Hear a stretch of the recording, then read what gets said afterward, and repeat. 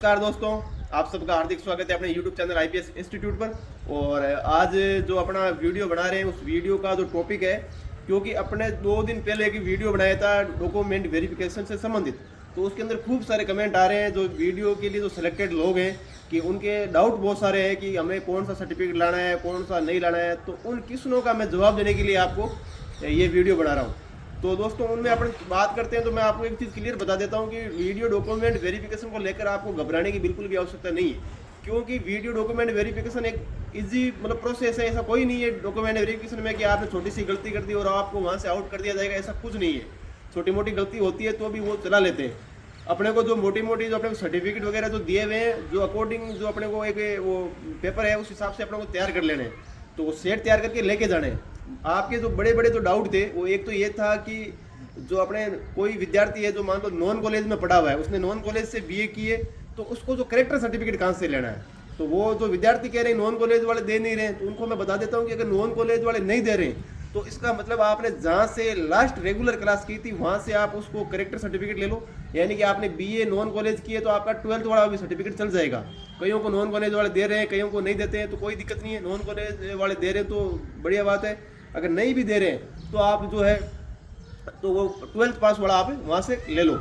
इसके अलावा और भी बहुत सारे जैसे थे कि किसी का रिजल्ट नहीं आया अभी तक, किसी का RSCIT का रिजल्ट अभी तक नहीं आया, तो उसका आप क्या कर सकते हैं। RSCIT का अगर आपका अभी तक रिजल्ट नहीं आया है तो अकॉर्डिंग टू नोटिफिकेशन आप पात्र नहीं है उसके अंदर। अगर आपका वीडियो एग्जाम होने से पहले पहले अगर आपके पास कंप्लीट डिग्री और कंप्लीट जो सर्टिफिकेट वगैरह आपके पास नहीं है, तो इसका मतलब यह हो गया कि आप उसके अंदर अलाउ नहीं है। इसके लिए आप कोर्ट वगैरह का सारा लो एक अलग चीज़ है, बाकी अकॉर्डिंग टू नोटिफिकेशन आप उसके अंदर पात्र नहीं हो। तो उसको पात्र बनने के लिए आप बोर्ड में संपर्क करें और बोर्ड वालों को आप ज़्यादा पूछ सकते हैं इसके बारे में। और किसी के पास BSc की डिग्री नहीं है, BA की डिग्री नहीं है, किसी के मतलब लास्ट सेमेस्टर की एग्जाम नहीं हो रही है, किसी के रिजल्ट नहीं आए, तो ऐसी बहुत सारी समस्याएं हैं। तो इसके अंदर अकॉर्डिंग टू नोटिफिकेशन तो साफ साफ लिखा हुआ है, बिल्कुल स्थिति क्लियर है वहाँ पे कि जिसके पास सर्टिफिकेट एग्जाम होने से पहले पहले क्लियर है तो उनको तो वो पात्र कर रहे हैं, बाकी वो अपात्र कर देते हैं। तो उसके लिए आपका जो दूसरा सारा है उसको आप यूज कर सकते हो। किसी मान लो कोरोना की वजह से एग्जाम लेट हुई हो, किसी के कुछ भी कारण रहा हो, तो उसको आप आधार बना के और उसको आप वहाँ से करवा सकते हो।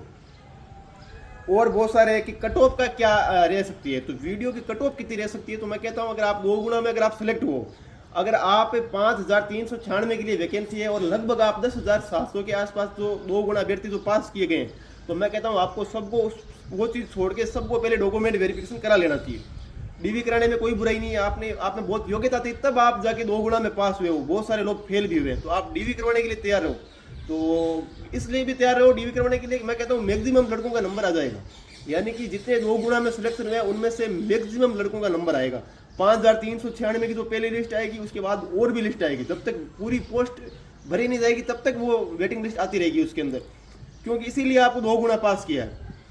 तो इसके अंदर एक मेरा ये भी मानना है कि लोगों का ये लिस्ट पूरी क्लियर क्यों होगी, इसलिए होगी मेरे हिसाब से लगभग 700 से 800 लड़के ऐसे हैं जिनका ग्राम सेवक के अलावा पटवारी में भी सिलेक्शन हो चुका है, जो ऑलरेडी ट्रेनिंग कर रहे हैं।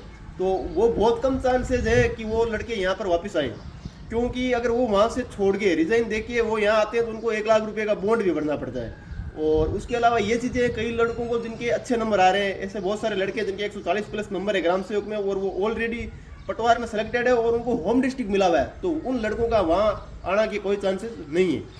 तो बहुत सारे लड़के हैं जो अदर एग्जाम में सिलेक्टेड हुए हैं और जो वीडियो से ऊपर ग्रेड पे वाली नौकरी जॉब है तो वो वहाँ पर उनका आने का कोई चांस नहीं है। तो इसलिए मैं कहता हूँ 700-800 तो आप ये मान के चलो वो क्लियर होगी। यानी कि मेरे हिसाब से मैं कहता हूँ मोटा मोटी 9,000 तक आपकी जो पोस्ट है 8,500-9,000 तक वो आपकी क्लियर हो जाएगी। इसलिए आप सबको अपने अच्छे से डॉक्यूमेंट तैयार कर लो, डॉक्यूमेंट वेरिफिकेशन करवा लो। और अभी सोचो मत कि कितनी कट ऑफ जाएगी। एक आइडिया मैं आपको बता देता हूँ कि जो पहली लिस्ट है, पहली लिस्ट मेरे हिसाब से जो +5 कर दो आप, यानी कि हर कैटेगरी के हिसाब से +5 ऐड करके उनका पहली लिस्ट में नंबर आ जाएगा। जो 3 या 4 नंबर ऊपर है उनका सेकंड लिस्ट में नंबर आ जाएगा। तो इस हिसाब से नंबर लगभग सबका आ जाएगा। और तो पहली लिस्ट में उन्हीं का आएगा जिनके लगभग +5 है हर कैटेगरी। जैसे जनरल है तो जनरल में आप 125 गई है तो आप 130, EWS है तो EWS में 118 है तो उसके अंदर आप +5 नंबर उसके अंदर आप ऐड करते रहो। इस हिसाब से आप कट ऑफ का आइडिया लगा लो। लेकिन कट ऑफ कुछ भी रहे उससे आपको ज़्यादा लेना नहीं होना चाहिए, आपको तो केवल डॉक्यूमेंट वेरिफिकेशन करवाना ही है। तो और बहुत सारे क्वेश्चन आए, अपने वो भी देख लेते हैं। शंकरलाल कुमाऊत का है, सर PH-LD कैटेगरी में कट ऑफ से 4.46 मार्क अधिक है सर, होने की संभावना है क्या? तो इनके 4.46 है, तो मैं तो ये कहूँगा कि इनको डीवी के लिए डॉक्यूमेंट तैयार करवा लेने चाहिए, इनका हो जाएगा।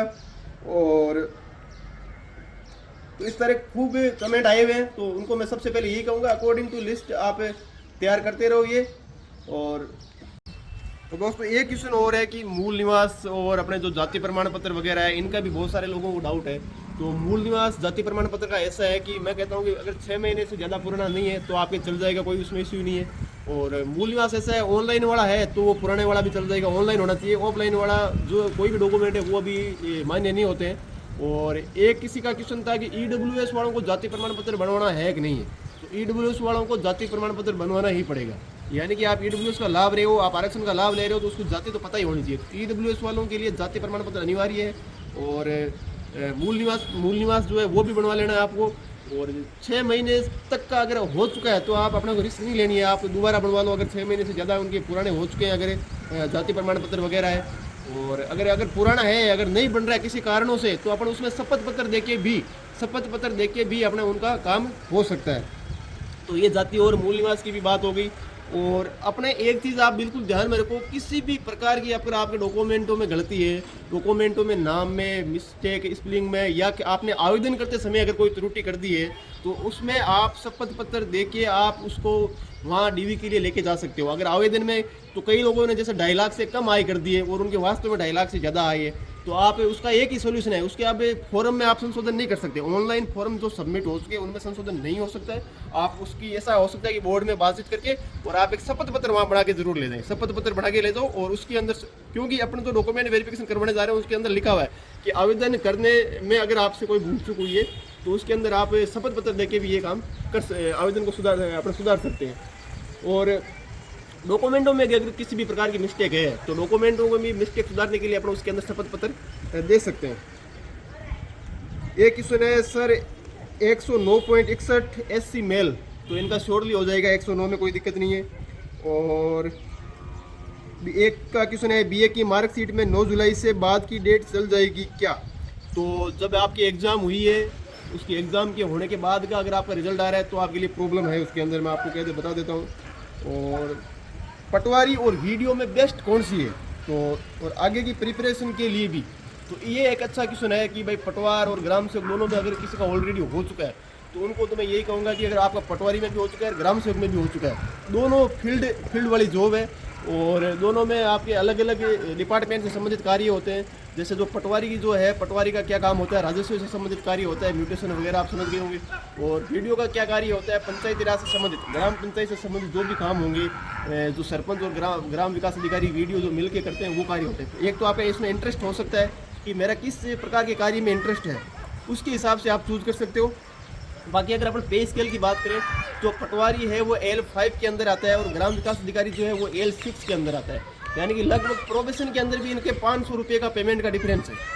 और तो मैं आपको ये सजेशन देना चाहूँगा कि अगर आपको पटवारी के अंदर अगर होम डिस्ट्रिक्ट मिला हुआ है और आप होम डिस्ट्रिक्ट आपकी अगर प्राथमिकता है तो आप पटवार को ही ज्वाइन करके रखें।